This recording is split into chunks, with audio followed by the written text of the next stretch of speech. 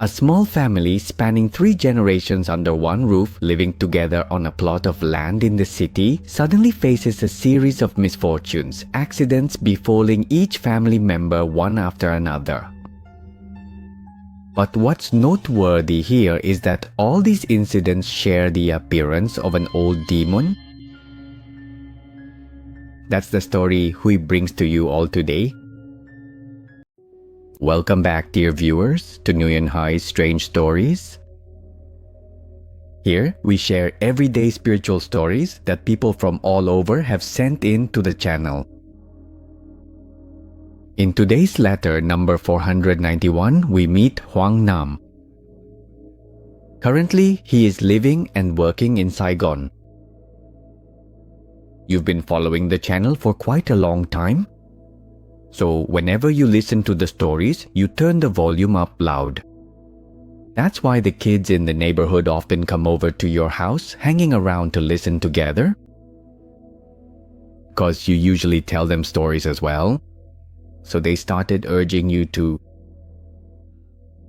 Uncle Nam, send your story to Uncle Hai to tell. After being encouraged so many times like that, you finally mustered up the courage to send a letter to the channel just to see if it would be received or not. This story actually happened in your own family. It's not just an ordinary story, but a truly significant event for your family. Back then, your mother said that your great-grandmother had 7 children, 6 boys and 1 girl. Your maternal grandfather was the second child. At that time, your grandparents had 5 children, 1 boy and 4 girls. Your mother was the 5th child. Your grandparents' house used to be in the Nga Bai area on Ho Ti Ki Street, which is now in District 10. Your grandparents made a living by selling rice paper and coconut candy. Besides your grandparents and your aunts and uncles, there was also your grandfather's youngest sister, which means your mother's Aunt Bei. At that time, your mother's siblings were still young, so they just stayed at home and went to school. When they had free time, they helped their parents with the business and other things. The older siblings would look after the younger ones. On that day, Aunt Bei was tending the firewood to cook syrup for making malt candy. Because the firewood was wet. So while she was cooking, the fire kept going out and smoke filled the whole kitchen. As the smoke got thicker and thicker, Grandpa came out and yelled, asking, "What are you doing? Why is the house full of smoke? The kids are suffocating. What are you going to do about it?" I don't know if the two of them were already upset with each other before that, but just because the stove kept going out, it made her frustrated, and when Grandpa scolded her, Aunt Bai grabbed the pot of hot sugar water and threw it at Grandpa. The sugar water stuck all over him. It was so hot that Grandpa started screaming. Then, in a panic, he pressed his ear against the wall to try to wipe it off. You can imagine just how intense the heat of sugar water is. It tore off a whole patch of skin from his ear, his leg, and even his chest. People shouted for help and rushed Grandpa to the hospital for emergency treatment. Grandpa was severely burned. The areas where the skin didn't peel off swelled up, and blood, pus, and yellowish fluid kept oozing out. He was in so much pain, groaning and crying out constantly. As for your grandma, at that time she openly resented your aunt. She forbade her from coming near Grandpa or her children. He stayed in the hospital for a while, then was discharged. It wasn't because he got better, but because he got weaker, so the doctors sent him home. A few days after coming home, he passed away. He died on May 15, 1992. At this point, Aunt Bai asked Grandma for permission to come in and light incense for him to apologize. His funeral went on as usual. Nothing out of the ordinary happened. Until that day, Grandma took some money out of her pocket and gave it to your mother, telling her, "Go buy some food for your kids. I'm going over to the neighbor's house for a bit and will be back soon." But after that day, Mom noticed that Grandma was acting strange. She was just going over to the neighbor's house, but she gave all sorts of instructions to the siblings. At that time, Mom said to Grandma, "It's like you're leaving for good, not staying with us. Why give such detailed instructions?" Grandma just smiled and then went over to the neighbor's house. Grandma was out for a little while when she suddenly had a stroke, started convulsing, and foamed at the mouth. The neighbors saw it and called everyone over to help. Someone pinned Grandma down to scrape her wind at the tendon on her neck, but she did not regain consciousness. In the end, they had to rush her to the emergency room. Grandma was admitted to the hospital on June 12th. The doctor examined her and said Grandma had a stroke, and because of the incorrect first aid, scraping her wind, the situation got worse. At that time, Grandma had a stroke and fell into a deep coma. Grandma was in the hospital for 3 days before she regained consciousness. She gave my mom and the uncles and aunts a lot of advice. At that time, the troublesome aunt came to visit Grandma. As soon as she saw her, Grandma started having convulsions, foaming at the mouth, gasped a few times, and then passed away. At that moment, my mom's siblings were extremely furious with that troublesome aunt. Because of her, Grandpa died, and now Grandma has died too. Grandma passed away on June 15th, 1992. Exactly 1 month after Grandpa. They brought Grandma's body home.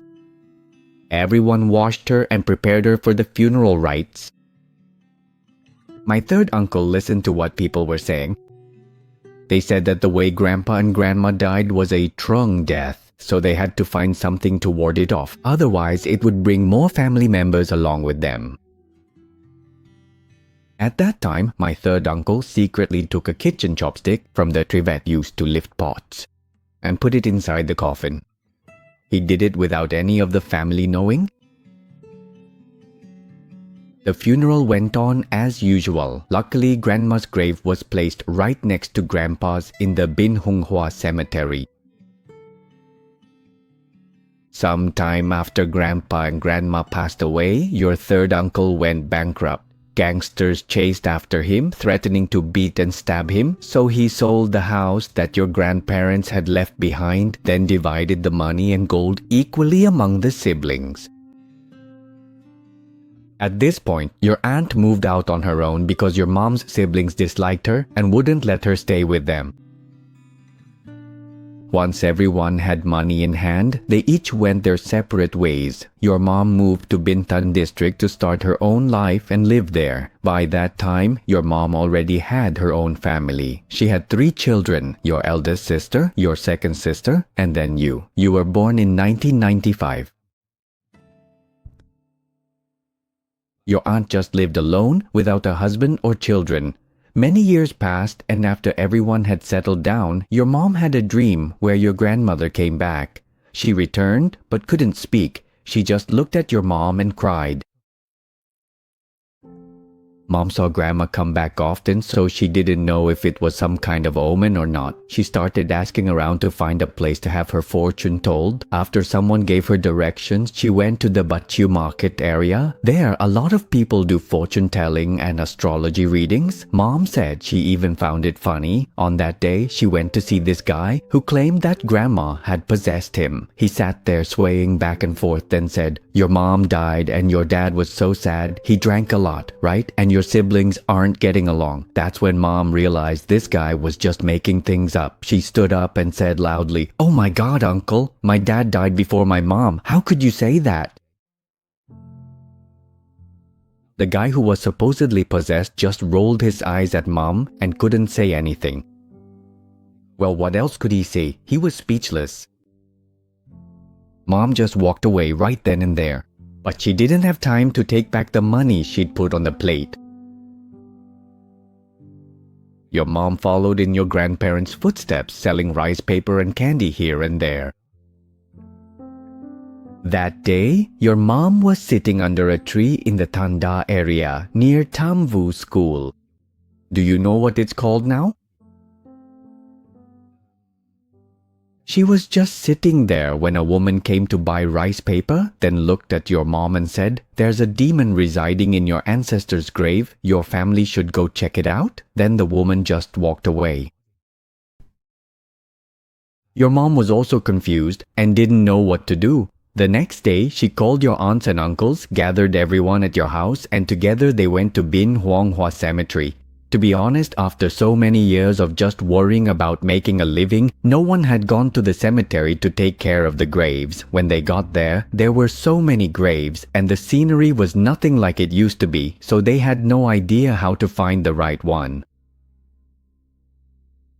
In that area, there were some homeless people hanging around. Your dad gave them a little money and told them the names and dates of your grandparents passing. Very quickly, in about 5 minutes, they were able to point out exactly where the grave was and led the whole family right to the spot, exactly as described.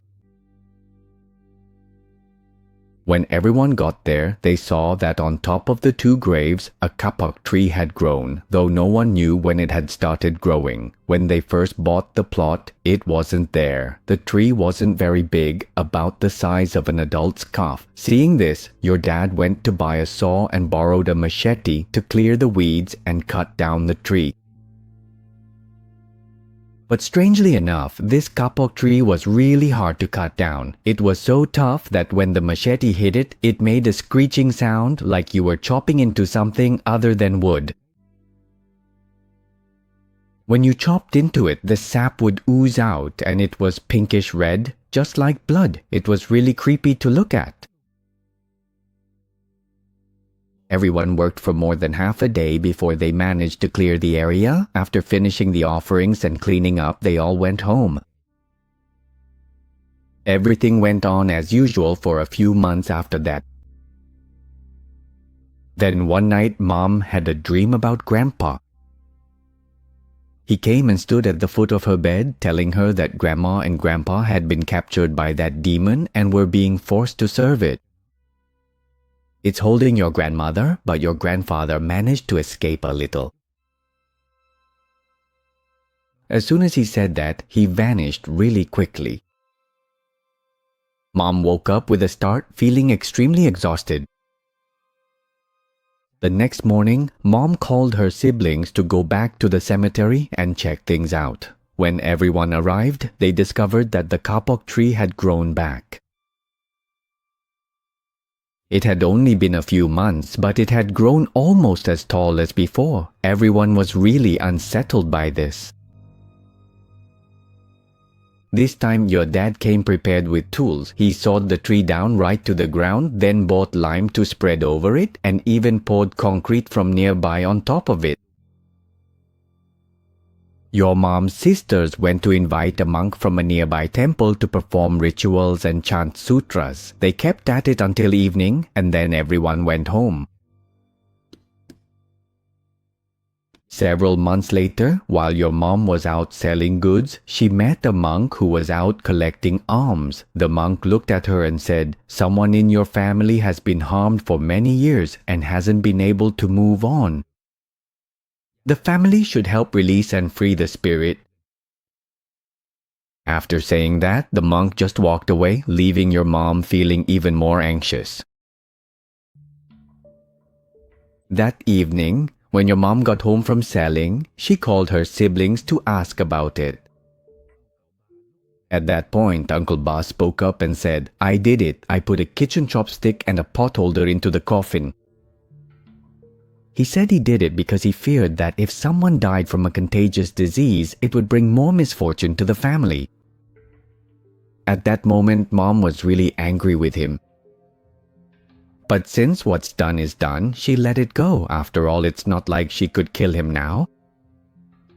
So the family discussed and decided to just exhume the grave. They would take the remains to be cremated and then place them in the temple. When they proceeded to exhume the grave, there was one thing that your mom remembers most to this day. Do you know what it was? Your grandfather's grave had completely decayed, leaving only a long stretch of bones, but when they looked at your grandmother's, there was still flesh and skin visible. Especially the kitchen chopstick and the pot holder, which were wrapped in a plastic bag. They were still completely intact. The bones and flesh were still there, so the person exhuming the grave had to use their hands to strip the flesh off, then clean the bones with alcohol, for example. Only after that did they arrange them into the small coffin at the bottom of the grave. When the water rose, there were a lot of catfish and eels. Each one was huge. Seeing that scene, even to this day, your mother never dares to touch those two creatures. They took the grandparents to the crematorium and sent their ashes to the temple early 2016.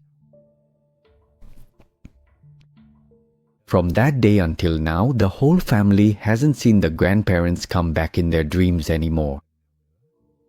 Everyone thinks that the two of them have peacefully moved on to the afterlife. But a year later, another misfortune struck your family. Your father, while at work, had an accident and passed away. Your mother was heartbroken and fell ill. She had heart disease and high blood pressure. That time, when she was rushed to the hospital, the doctor called you and your siblings over and said your mother needed heart surgery and told the family to prepare money. At that time, your two older sisters were already married with children, but the whole family still lived together. No one had moved out. You said you worked in the performing arts, often traveling for shows, so you were rarely at home. When your mother needed emergency care, about 400 million VND was required. All the siblings could only gather about 200 million at home.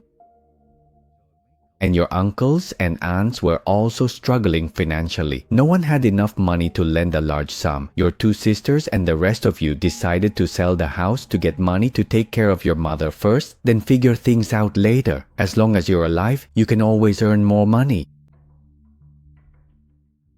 After your mother's surgery and treatment, the whole family followed your youngest aunt's advice and went down to the Binchan area to buy land and build a house. That was back in 2018. After buying the land, building the house was also a real struggle. The land papers here were all unofficial documents. There were no pink or red books at all. The house was finally completed in July 2020. When moving into the new house, your mother performed all the necessary rituals very thoroughly. You worship Buddha, but you also honor your ancestors. There are always offerings and incense burning. Your mother even recites sutras every day. Yet misfortunes kept happening one after another to every member of the family. As for your mother, it was even worse. She had to go to the emergency room so often that the doctors recognized her face. Your second brother-in-law works as a truck driver, transporting goods on trips between the north and south. He drives an 8-ton Hino truck. He is extremely careful when it comes to driving. So, no matter what, he always drove very safely. He started driving when he was 19, and even after he and his wife had 2 kids, he was still driving. That day, he finished his trip late at night, parked the truck at the Cat Lai lot, and then rode his motorbike home. He drove himself home and hadn't been drinking at all. It was around 11 p.m. Suddenly, he fell onto the road, crashed into the median strip, and lost consciousness right there. People living nearby came over and called the police, then took him to the emergency room and all that. The police took his phone and called his wife. The whole family panicked and rushed to Tong Hat Hospital. He was lying in the emergency room. His head, nose, and eyelids were bleeding. His teeth were broken. His face was swollen, and he was on oxygen. He was unconscious for about 3 days before he gradually woke up. He said he was just riding his motorbike as usual. Then suddenly, out of nowhere, an old man ran out and crashed into the front of his bike. And at that time, he was only going about 50 kilometers per hour, right? It wasn't even fast enough to cause such a serious accident. He stayed in the hospital for 2 weeks before being discharged. The police also processed the paperwork to return the bike to the family. Because he fell by himself, there wasn't really any accident. He said that all his life, from growing up in the Mekong Delta to now, this was the first time he had seen a ghost like that. That was his story. Now let's move on to my older sister. You said that your brother and sister like to drink. They drink casually, just a few cans for fun before going to bed, not heavy drinking or partying hard. So that day your sister went to a birthday party and had a little beer. The buffet party was upstairs, so they had to use the metal staircase on the side. After eating and drinking, everyone got up together. So she said that she drank 4 cans that day, but her tolerance is really high, so she doesn't get drunk easily. Yet, as she was walking down the stairs behind everyone else, she suddenly felt like someone forcefully pushed her from behind. At that moment, as she turned to look while falling, she saw a dark shadow with no clear face, slightly hunched over, standing there. She tumbled down the stairs, hit her head, and then there was a hole. Blood started gushing out. Everyone panicked, tried to stop the bleeding, and rushed her to the emergency room. The doctor took X-rays and stitched up her wound. A few days later, when her condition was stable, they discharged her and let her go home. When she got home, everyone said it seemed like such bad luck. Your mom bought offerings to make a ritual for the house. Then, a month later, it was your eldest son's turn. This kid was both studying and working as a cook at the restaurant. That year, he was almost 20. His job always had him coming home late. Every day, he wouldn't get home until about 1 a.m. That night was just like any other. After finishing work, he rode his motorbike home. When he got home, he started looking for his keys to open the gate, but he couldn't find his wallet or his phone anywhere. The gate key was also kept in his wallet. So he put his backpack down on the stone bench right next to the gate door.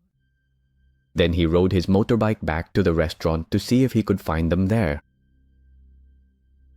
That morning, your mom and you had just woken up. When you opened the door, you saw his backpack left in front of the gate. You tried calling him, but all you got was the out-of-service message. Checking the security camera, you saw that he had come home, left his backpack, and then left again. You figured he must have come home and then gone out drinking, so no one tried calling him anymore. By the afternoon, after waiting for a long time and still not seeing him come home, everyone started to get worried. They kept trying to call, but it was always out of service. They also tried contacting him on Facebook and Zalo, but there was no response at all. At this point, everyone started to get really scared. They began reaching out to his friends on Facebook to ask around. Some of his co-workers said that he had gone home after work yesterday, while others said they didn't know and hadn't been able to contact him. Seeing this, the whole family went to report it to the police. The police said that since he hadn't been missing for 24 hours yet, he was probably just at a friend's house somewhere. But they also said they would look into it, and if anything came up, they would inform the family. The whole family was anxious and worried, so they split up to search everywhere. First, they went to the nearby hospitals to look for him. They even went to Thong Nhat Hospital, the place where his older brother had stayed before, but they still couldn't find him. On the side of your third sister's husband's family in Sok Trang, who are Khmer people, 2 of your mother's distant relatives, went to consult a spiritual master from their side, asking for help to find your cousin. They told him that the boy's name was Min. The master took Min's birth date and time, looked at his photo, then lit incense and prayed. After a while, he meditated. Sometime later, he opened his eyes and said, "My spirit soldiers have gone and reported back. The boy's body is seriously injured. He has already lost one of his souls." The master also added that right now the boy is in a deep coma, lying in a hospital near his home, about a dozen kilometers away as the crow flies. The family then followed that lead and continued searching, also asking friends and relatives to help. At this point, your mother could only light incense and pray to the ancestors for protection. Since she has a heart condition, everyone was very worried about her. On the third day at noon since losing contact with Min, the police from Bintan district contacted the head of your neighborhood to look for the head of the household, which is your mother. They informed her that Min's motorbike had been involved in an accident on the roadside. As for him, he was being treated in emergency at Tongnat Hospital. His motorbike was being temporarily held by the Bintan police. The bike was completely wrecked and deformed. The bike's triple tree was bent all the way backward. The wheels, the yellow rims, and the bodywork were all totally smashed. The family rushed to the hospital, but strangely, his older brother had already asked around at that hospital and no one there knew anything. The family then thought maybe he didn't have any identification on him, so no one knew his name. When they got to the emergency room, his older sister collapsed on the spot. Min was lying there on oxygen, his head injured and bandaged due to a brain trauma. Blood had flowed from the corner of his eye and his ear, but by then it had all dried up. His collarbone was broken and the doctors had to splint it. His arms and legs were covered in wounds and punctures. You're a young man, but seeing your nephew lying there like that, you have to turn your face away because it's such a frightening sight and it hurts so much to see. The family had to pay for him, handle all the hospital admission procedures, pay extra for the surgery to fix and secure his bones, then for brain scans and all sorts of things. It cost hundreds of millions, yet he still just lay there in a coma. But we were also grateful to the hospital staff. They tried their best to save him, so gradually he started to wake up, but he didn't remember anything. Your mother cooked porridge and fed him, and the third sister helped too. When people asked if he recognized anyone, he just shook his head and couldn't say anything at all. Your mother felt so sorry for him that she cried all the time. The doctor said he had a brain injury with a blood clot and needed surgery to remove the clot. Only after that did he gradually stabilize. The family also agreed and signed the papers to allow him to undergo the surgery. Before the surgery, they didn't let him eat anything, only allowed him to drink water, sugar water. He was hungry, so he said to your older sister, "Auntie, I'm hungry. Do you have anything for me to eat?" Hearing that, your older sister could only cry. Then he continued, "Why are you crying, Auntie? Please give me something to eat. Later on when I earn money, I'll pay you back." She cried as she went to find the doctor, asking if he could eat anything. The doctor said to buy bird's nest soup and feed him a little just to keep him going, so she did as instructed. When it was time for the surgery, he was placed on a stretcher to be taken in, and both his brother and sister went along with him. He told his older sister, "Auntie, please wait for me, don't leave. I won't have anyone by my side otherwise." When the operating room doors closed, his older sister hugged his older brother and cried. The surgery lasted 8 hours, and the whole family was restless, unable to sit still. Their mother stayed at home, reciting prayers, hoping he would get through the ordeal safely.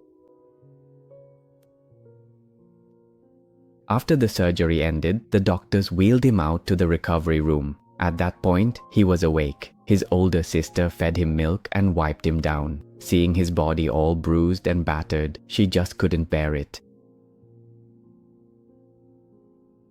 A few days later, his phone number unexpectedly called his older sister's phone. The person on the other end of the line explained, "A few days ago, I happened to find a wallet and a phone together, both left in the same place at the time that was quite close to 1 o'clock in the morning. I tried several times to unlock the phone, but unfortunately couldn't manage to do it, so now I have put the SIM card into my own phone to try to reach someone." But what's strange is that the man said the phone was still working fine, the screen still turned on, there was still a signal, but for some reason, there hadn't been a single incoming call. So you took your older sister to the location the man mentioned to try to meet him. He said he works nights as a manual laborer at Bin Loi Market. That night, he was working late and saw a phone and a wallet stacked on top of each other next to a trash bin.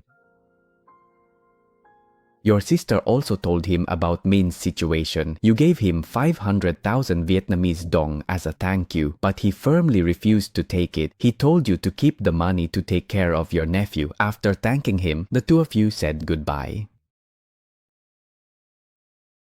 Many days later, you went to visit Min. While you were sitting next to him, you picked up his phone and tried to unlock it, but you didn't know the password. He then reached out, took the phone, entered the password, and unlocked it. At that moment, you and your sister were so happy that you called the doctor. The doctor came to examine him again and asked him his name and where he was from. He answered everything correctly. The doctor said, "Congratulations to your family, he's recovering now. But don't ask him too many questions, it might give him a headache. Avoid putting too much pressure on him." You were overjoyed and immediately called home to share the news with your family.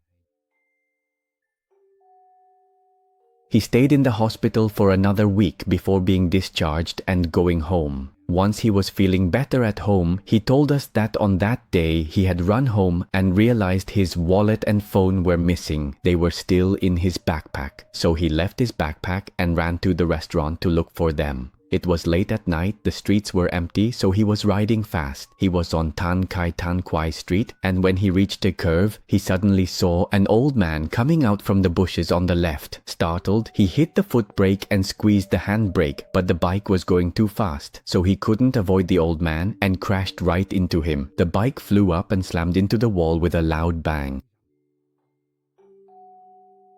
While he was trapped under the bike, he saw the figure of his grandfather, that is, your father.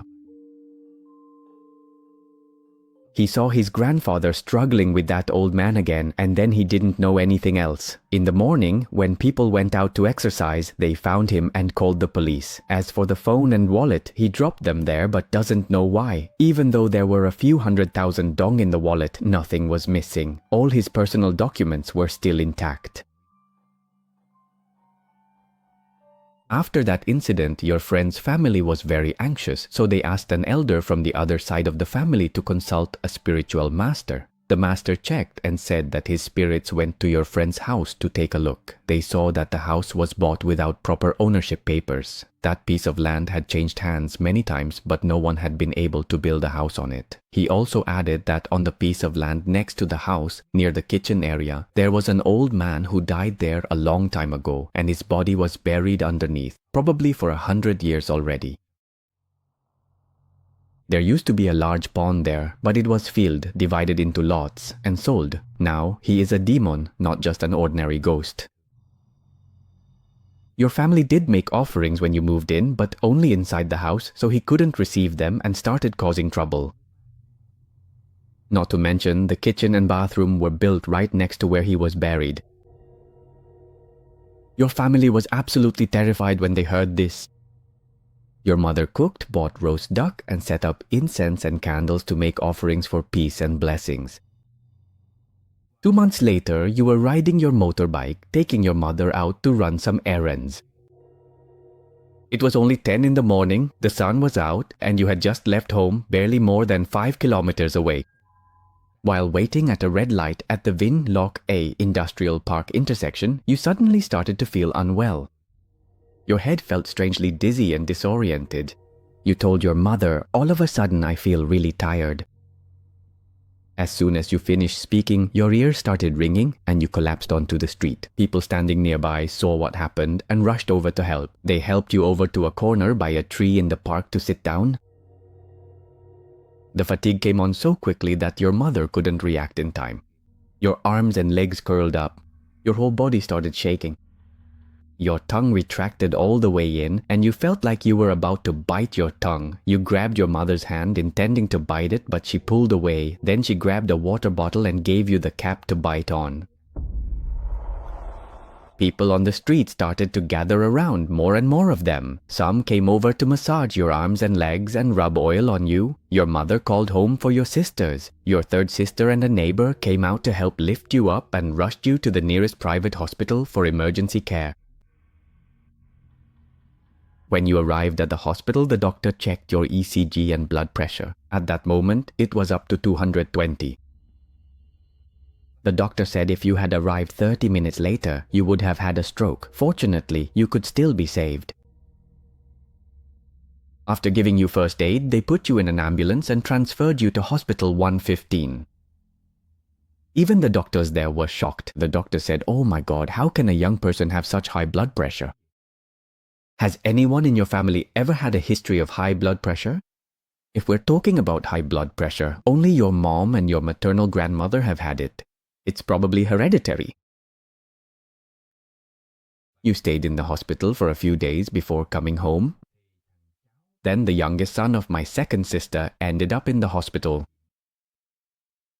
He went to school, and when classes ended at noon, he took his bicycle to go home. While he was messing around at the bike parking area, he suddenly saw a swarm of bees come flying in and surround him. He got stung on his head, face, nose, ears, legs, basically all over. Panicked, he screamed and ran to the security office. The security guard had to use a spray to try to help, but even then, your nephew passed out. He was taken to the intensive care unit for poisoning. The doctors gave him emergency treatment and managed to remove a total of 36 bee stingers from his body. He was swollen all over, had a fever with chills and convulsions. It got so bad that he vomited and had to relieve himself right there. His parents were worried sick. Both of them took turns caring for him. Your mom was worried about you, your second sister was taking care of him, and your third sister was both looking after her child and cooking and managing the house. After that, you and your nephew were discharged from the hospital. The family discussed inviting a spiritual master from Soktrang to perform a ritual. After all, why did the family keep having only bad luck and misfortune? The master came together with your uncle-in-law's family, along with 2 of his disciples. Before arriving, the master asked your mom to prepare offerings for the ritual. Incense, candles, fruits, then boil 2 chickens with their wings crossed and also make a pot of plain rice porridge. At 11 a.m., the master set out the offerings for the ritual. Your mom and your sisters knelt around. The master cut a small bamboo branch and tied several strands of red, yellow, and green thread to it. And there was also a white strip of cloth, like a mourning band. He cut it into a long piece, stretching from the kitchen out to the front yard. On that strip of cloth, the master placed several pieces of wood he had brought along. Then he scooped up some ashes from the Buddha altar and your family's ancestral altar, mixed them with some kind of black powder from a jar, and then spread the mixture evenly over the strip of cloth. At this point, the master's 2 disciples took a basin of water and mixed it with a red powder that looked like cinnabar, along with a bit of herbs. You weren't really sure what it was. They were doing a whole lot of things. Once everything was ready, the master sat down in the middle of the house. The 2 disciples sat on either side of him. The master began chanting scriptures in Khmer. Meanwhile, the 2 disciples were striking the bell and cymbals. After a while, they scooped some of the cinnabar water into a bowl. The master formed a mudra, placed the bowl on his hand, raised it above his head, and chanted for a bit. Then, after a moment, the master dipped his finger into the water and applied it to the foreheads of each family member. At this point, the 2 disciples stood up and started dancing, but their dance was really strange, kind of like the way indigenous people dance when they celebrate. They then took a bunch of glass soda bottles out of a cloth bag and smashed them. Then, the 2 of them took another large piece of cloth, spread it out, and scattered the pile of broken glass on top. They danced from the outside into the pile of broken glass. What was special was that they weren't wearing any shoes, just barefoot, stepping right onto the shards of glass, even stomping down hard. Your family members were so shocked watching this that they broke out in a cold sweat. After a while, it was the master's turn to stand up. He took a red brush, dipped it into the cinnabar ink in the bowl, and then began to draw on the white cloth that had been laid out. He drew all sorts of characters that you couldn't read. After that, the master took water from the basin and told everyone to wash their faces. When you brought the water to your face, you could smell the scent of cinnamon wafting through the room, like the smell of a traditional herbal pillow. After everyone finished washing their faces, the master also sat down. The other two people stopped dancing as well. They took 4 small ceramic jars out of their basket. They looked just like tiny salt jars. They were properly covered with lids. The master then took the pile of glass shards and put them into the 4 jars. Then he lit 3 incense sticks. He went back to the kitchen corner. After that, he recited an incantation. While holding the incense, he kept waving it in the air, and it was like he was striking at the air as well. After a while, on that piece of white cloth, human footprints started to appear. Black footprints. They appeared one after another, as if someone was walking on the cloth, taking long steps, and heading out the door. After that, the master told your brother-in-law to take that piece of cloth and burn it, then collect the ashes for him. Your brother-in-law hurriedly did as instructed. Once it was done, he handed it to the master. At this point, the master divided the ashes and put them into the 4 jars from earlier. Then he took the basin of holy water and poured it into each jar. Carefully, he took out some glue and sealed the mouths of the jars, put the lids on, and stuck 2 talismans on each jar in the shape of a cross. He told the family to dig at the 4 corners of the house and bury the jars there. Your older cousins and you went to do as told, and that was it. After cleaning up, the master and everyone started talking to each other. The master said that when he went to the kitchen corner holding incense and chanting, he was actually talking to the demon. It didn't want to leave. It wanted to stay and keep trying to take someone from your family, no matter how long it took. Because it had tried many times, but your ancestors helped protect you, so it kept wanting to torment you like that. The master said he couldn't persuade it. He had no choice but to use force and fight it. After a while, it finally lost and admitted defeat.